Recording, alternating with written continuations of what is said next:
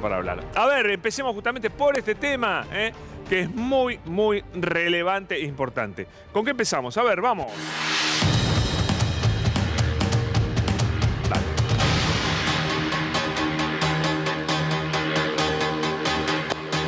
¿Quién es Silvio Robles? Por si estás distraído por ahí, Silvio Robles es la mano derecha, el operador político de Horacio Rosati, el presidente de la Corte.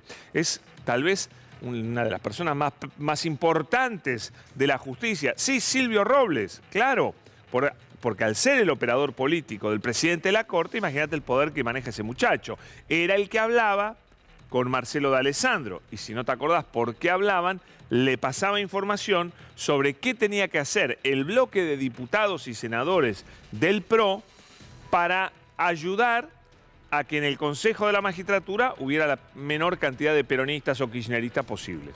En el armado para que la Corte avalara las barbaridades que se hacían en el Congreso, para impedirle llegar a consejeros que representaran al kirchnerismo, al peronismo. Claramente, Robles era enviado por Rosati para ayudar al PRO, para que el PRO ganara, para que el PRO y la Corte actuaran juntos, cuando la Corte debía ser imparcial en todo el conflicto alrededor del Consejo de la Magistratura. Bueno, esta denuncia, guarda, empieza mal, porque esta denuncia en realidad se había hecho en una provincia. Se habían hecho en 2 provincias, se llegaron a hacer denuncias. ¿Y qué pasó? Un tal Gastón Marano, voy a empezar por Marano primero, presenta una denuncia en Comodoro Pi. Obviamente dijimos Marano, me suena Marano, che, el abogado Gastón Matías Marano, me suena bastante Marano, pero ¿dónde apareció Marano? Ah, ya está. Marano es el que rajaron de la Comisión Bicameral de Seguimiento de los Organismos de Inteligencia. ¿Por qué? Porque se presentó como abogado de uno de los copitos, uno de los que intentó asesinar a Cristina Kirchner. Gastón Marano, acá, mira. ¿A quién representa? A Gabriel Carrizo, mira, con esta cara, en la causa del atentado contra Cristina. Ex asesor de Ignacio Torres, senador del PRO Chubut de la Bicameral de Seguridad e Inteligencia, de donde fue echado, ¿no? Desde junio del 2022 tenía acceso a información confidencial de la AFI, asesor de Ramiro Marra, de La Libertad Avanza, colaboró en la creación del movimiento antipiquetero, se relaciona también con la Embajada de Estados Unidos en la Argentina, asistente de servicios consulares especiales, anda a saber vos qué significa eso. Este Gastón Marano presenta la denuncia en Comodoro Pi cuando había 2 denuncias en 2 provincias. ¿Cuál era la intención? Traer todo a un fuero amigo, donde Rosati pudiera digitar todo. Y lo digitaron también, que apenas comenzada la causa, bueno, ahora sí vamos a la resolución del juez, porque, bueno, todos pensábamos que esto iba a pasar. Bueno, pasó. Mirá, Robles, Silvio Federico sobre averiguación de delito, denunciante Marano, Gastón Matías. El curioso caso de que un amigo te denuncia para ayudarte. No todas las denuncias son para perjudicarte o para que se sepa la verdad sobre vos. No, esta es la típica denuncia para encubrir. Es muy loca la Argentina que a veces se hacen denuncias para encubrir. ¿Por qué? Porque tenés un juez amigo. Hacete amigo del juez y ya está. La denuncia, las presuntas conversaciones que calificó de harto inadecuadas. Harto inadecuada. Mirá lo que era la denuncia de Marano, por Dios, qué papelón. La denuncia era que las comunicaciones eran harto inadecuadas. Bueno, ni qué vamos a leer de esto. Vamos al fondo de la cuestión, que en total es bastante simple. Bastante simple. El juez Sebastián Ramos dispuso esto.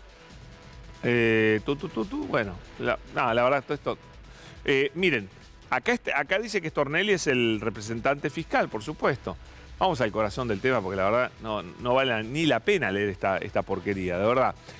Dicho ministerio, representado en estos actos por el doctor Stornelli, postuló el archivo de las actuaciones por imposibilidad de proceder, con sustento en lo normado de los artículos 180 y 195. El denunciante, aquel legajo, habría a su vez tomado conocimiento a través de publicaciones de Twitter, de una dirección de un sitio web, la conversación supuestamente mantenida con Robles, bla, bla, bla. Ante dicho escenario, señaló el acusador público, Stornelli, que advertía la existencia de obstáculos legales insalvables que lo impedían de analizar el fondo de los hechos, ello a la luz de su deber de promover la actuación de la justicia en defensa de la legalidad. Esta es la justicia de Macri, Esta es la justicia pro. Más obscena, más pornográfica no puede haber. Es Stornelli diciendo no puedo avanzar porque hay obstáculos legales. Un tipo que extorsionó empresarios, que atropelló, que mandó, que laburaba con D'Alessio investigando gente, que mandó a que le pongan drogas al ex marido de su mujer. Bueno, ese es Stornelli. Indicó que del análisis de la denuncia que motivaron la formación de esta causa no se observaba la existencia de ningún medio o elemento autónomo y autosuficiente, distinto de aquellas supuestas comunicaciones que, conforme el objeto procesal, podrían haber sido obtenidas ilegalmente. Tampoco están seguros de que fueron obtenidas ilegalmente. Dice, podrían haber sido obtenidas, producto de presuntas maniobras de inteligencia ilegal. Considero que al convalidar en el estado embrionario de esta investigación un avance motivado única y exclusivamente en elementos que habrían sido obtenidos como fruto de un accionar delictivo, colisionaría con los más básicos e irrenunciables principios constitucionales, teñiría de ilegal cuanto se actuara en consecuencia. En abono de ello, manifestó que ingresar al estudio de lo denunciado o asumir cualquier temperamento que implicara la prosecución de la acción iría en detrimento de la denominada doctrina del fruto del árbol venenoso, que acá no se aplica. Acá no se aplica, ahora voy a explicar por qué. El fruto del árbol venenoso. Bueno, me veo la obligación constitucional, luego de efectuado un pormenorizado examen de validez del dictamen fiscal, de decir conforme a lo prescripto por artículos 180-195 del Código de Rito, es decir, archivar la presente denuncia en concordancia con lo propuesto en razón de que no se encuentra habilitada por parte de quien detenta la potestad de acusar la acción penal y su dictamen es razonable y válido como tal. Ojo que ahí dice que no hay ningún sobreseimiento. Acá no hay sobreseimientos, porque directamente no se actúa, no avanza la denuncia. Entonces no llegó a imputarse a nadie, por lo tanto no hay sobreseimiento. Esto queda casi como que nunca existió, congelado. La verdad no voy a leer toda esta barbaridad. Les voy a contar por qué. ¿Por qué sí debería avanzarse? Primero, la trampa de Stornelli es, no investigué nada y lo único que tengo son los chats. Como lo único que tengo son los chats y creo que son ilegales, bueno, la causa no puede avanzar. Esa es la trampa de Stornelli. Pero Stornelli es un tramposo, ya lo sabemos, más macrista que Macri. ¿Por qué acá, frente a un hecho de...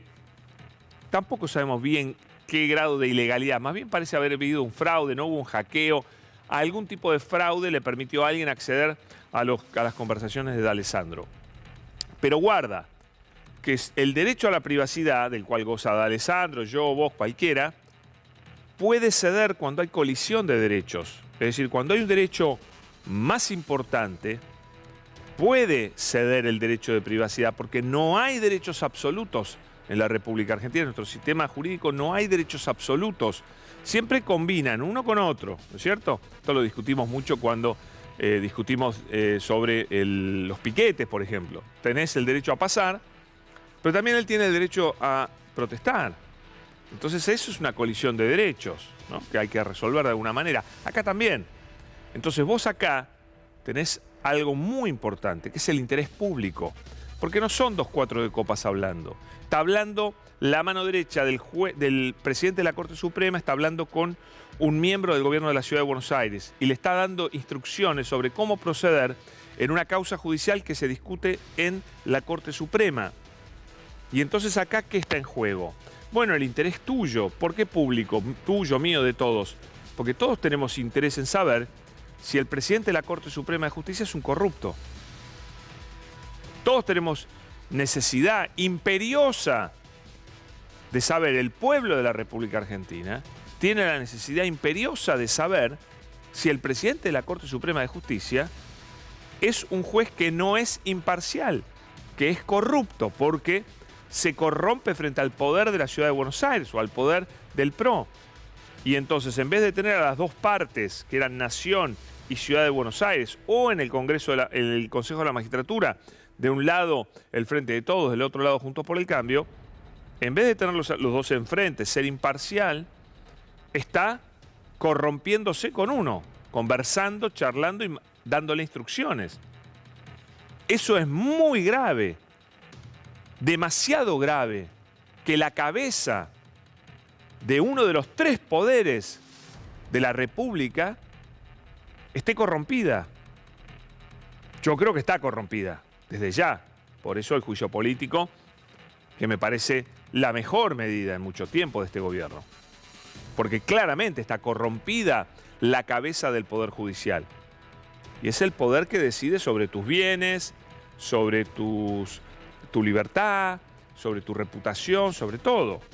Entonces ese es el interés público que acá Stornelli, por supuesto, ni lo menciona, porque él quiere que le cierren la causa. El juez tampoco lo menciona. Frente a eso, la verdad que si le hackearon el celular a D'Alessandro, no le importa a nadie. A la justicia no debería importarle. Debería importarle descubrir la verdad. Pero bueno, todos los jueces terminan dependiendo de la corte, ¿no es cierto? De alguna manera. Igual hay otras causas y demás. Pero fíjense cómo acá, esto es una trampa terrible. El caso del pacto con Irán es muy interesante. En el pacto con Irán se reabre una causa recontra cerrada, con llave, ya estaba muerta la causa, por disparate, finalmente ahora también está cerrada por haber sido un disparate, un gran disparate denunciado por el disparatado Nisman, ¿no es cierto? Pero bueno, dejémosle a Nisman descansar en paz por el día de hoy. En el pacto con Irán hubo un audio también obtenido de forma ilegal en el cual hablaban Timerman y el presidente de la DAIA. La diferencia que hay, primera y principal, en esa conversación no decía nada importante.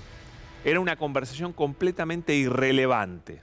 La DAIA se presenta a reabrir la causa diciendo que como el pacto había sido declarado inconstitucional y apareció este audio, bueno, la situación procesal había cambiado y había que reabrir la causa.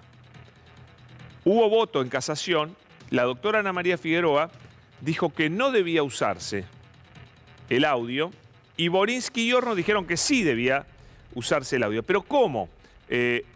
Acá dice Clarín, no fue considerado como prueba legítima. Mirá la trampa. Es verdad, pero no tan verdad. Es verdad, pero no tanto. Porque, ¿qué dijeron Borinsky y Hornos? Dijeron que una conversación telefónica grabada en forma subrepticia, sigamos, van a ver la trampa, ¿no? El máximo tribunal ordenó, en cambio, que un juez de instrucción investigue el origen de esa conversación de Timerman con el presidente de la AMIA. La mandaron a investigar. Pero marche preso porque abrieron la causa igual. Ellos dicen, nosotros reabrimos la causa porque ha cambiado la situación procesal. ¿Qué había pasado? Habían declarado inconstitucional el memorándum, con lo cual no cambiaba nada, porque era inconstitucional. No. Como tal, y uno de ellos autovotado como presidente del Consejo de la Magistratura, que en poco tiempo debería asumir como tal. Sí. Entonces realmente cuando uno ve que no han tenido ningún tipo de miramiento, se han metido con los hijos, al día siguiente de esa amenaza a la doctora Gil Carbó le publicaron los teléfonos a la hija de la doctora Gil Carbó.